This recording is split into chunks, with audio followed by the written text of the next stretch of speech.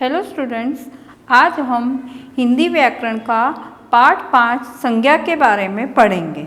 संज्ञा शब्द से आपको पता है कि संज्ञा शब्द किसी व्यक्ति, वस्तु, स्थान, प्राणी या भाव के नाम को हम संज्ञा कहते हैं या इनका बोध कराने वाले शब्द को हम संज्ञा कहते हैं। यहाँ पर एक वाक्य लिया है हमने जो कि इससे संज्ञा से रिलेटेड है। हामिद मेले में से बैलगाड़ी में बैठकर गया। हामिद मेले में बैलगाड़ी में बैठकर गया। वहाँ से दादी के लिए चिमटा खरीदकर उसे प्रसन्नता हुई। माने यहाँ पर हामिद क्या है? किसी व्यक्ति का नाम, और दादी भी किसी व्यक्ति में आता है। तो यहाँ पर हमको इस वाक्य से क्या पता चल रहा है? ये किसी व्यक्ति का बोध करा रहे, हामिद, दादी, है ना। फिर उसके बाद है वस्तु। तो वस्तु क्या है?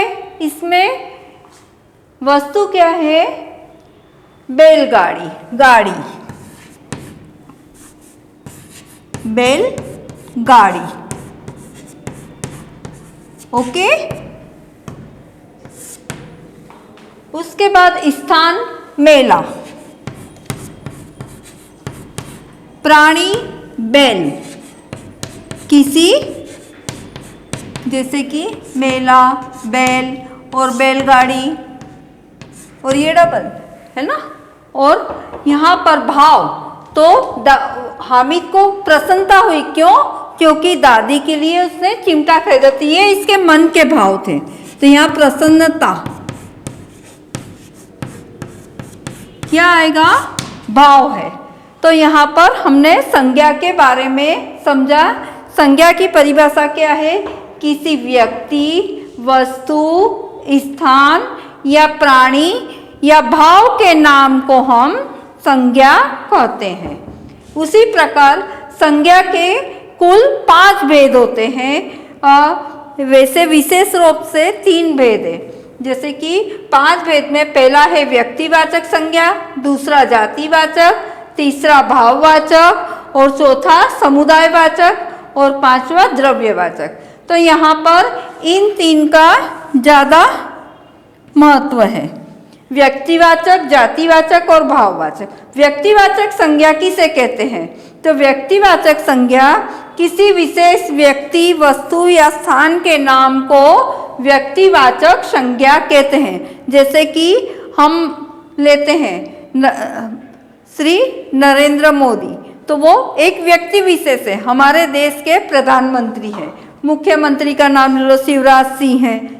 उसी प्रकार हम किसी वस्तु का नाम लेते हैं तो उसमें जैसे आ जाएगा हमारा यही एक हमने वृंदावन वस्तु। तो वस्तु के नाम में कोई ऐसे विशेष वस्तु का नाम ले लो हम, जैसे कि हम लेते हैं प्रेशर कुकर, तो ये वस्तु में आ जाएगा। कुकर तो है पर उसका विशेष नाम क्या है? प्रेशर कुकर, है ना। तो ऐसे स्थान में क्या आ जाएगा? किसी वस्तु में हम पुस्तक का नाम भी ले सकते, रामायण, महाभारत ऐसे। और स्थान में जैसे आगरा है, ताजमहल है ना। तो किसी शहर का विशेष नाम है और किसी स्थान का विशेष नाम है कि यह इमारत है पर कौन सी है? ताजमहल है, जैसे लाल किला। उसी प्रकार जातिवाचक प्राणियों, वस्तु या स्थान के बारे में बताते हैं। इसमें एक ही प्रकार के प्राणी के, सभी प्रकार के प्राणियों की जो आती है इसमें, जैसे कि शेर, वस्तु में क्या आ जाएगा? शेर, और वस्तु में पेड़ पौधे वगैरह, और स्थान में क्या आ जाएगा आपको? पार्क या जंगल। भाववाचक संज्ञा व्यक्ति, वस्तु या स्थान की दशा, अवस्था, गुण, दोष बताए। जैसे व्यक्ति के बारे में बताए, बचपन, तो वो क्या है? उसका भाव है। किसी वस्तु है तो वस्तु की विशेषता बताते कि यह मतलब बहुत लंबी है, यह पेड़ लंबा है, वस्तु पेड़ के बारे में बताया तो क्या लंबा है, तो उसकी विशेषता बताई कि इसकी लंबाई बहुत अधिक है। स्थान, अब स्थान के बारे में बताया। किला है तो किला के बारे में बताया, पर किला कैसा है, लाल किला। तो इसी प्रकार उसकी गुण, दोष और अवस्था के बारे में बताया गया। उसी प्रकार समुदायवाचक है। समुदाय माने किसी व्यक्ति, वस्तु या स्थान के समूह या समुदाय के बारे में बताना। व्यक्ति, वस्तु, प्राणी है जैसे कि कोई, तो प्राणी के बारे में जैसे हाथियों का झुंड। व्यक्ति, सेना माने सैनिकों की, मतलब पूरी सेना, सब मिलाकर सेना रहती है वो, उसको बोलेंगे। और स्थान जैसे कोई स्थान हो, वहाँ पर बहुत सारी चीज़ें इकट्ठी होकर रहती है, उसे समूह या समुदाय कहा जाता है। कोई समय द्रव्यवाचक संज्ञा में किसी वस्तु की धातु या द्रव्य के बारे में बताया जाता है।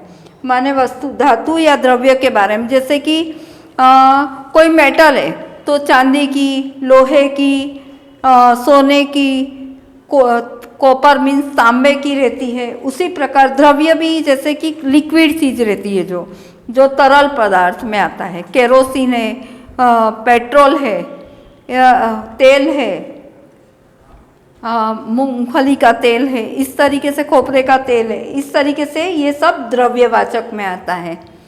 और उसी प्रकार ये हमने कविता,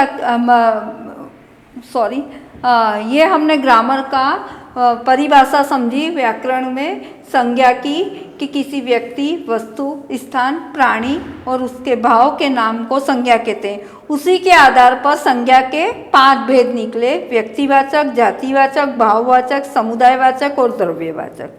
अब हम भाववाचक संज्ञा को मतलब की रचना देखेंगे। तो जातिवाचक संज्ञा को भाववाचक में बदला।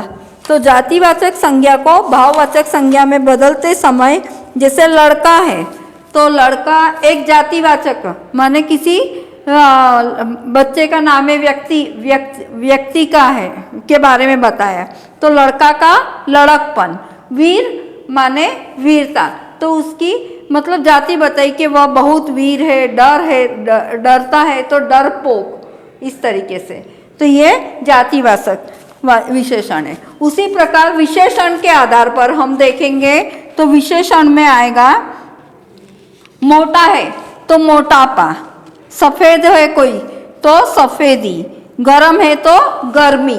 इसी प्रकार सर्वनाम के आधार पर अपना, अपनापन, मम, ममत्व, ये सर्वनाम के आधार पर भाववाचक संज्ञा बनाना, विशेषण के आधार पर भाववाचक संज्ञा बनाना। अब क्रिया के आधार पर भाववाचक संज्ञा बनाना, जैसे चलना तो चाल, जागना तो जागरण, तो ये क्रिया है, जागना, चलना ये।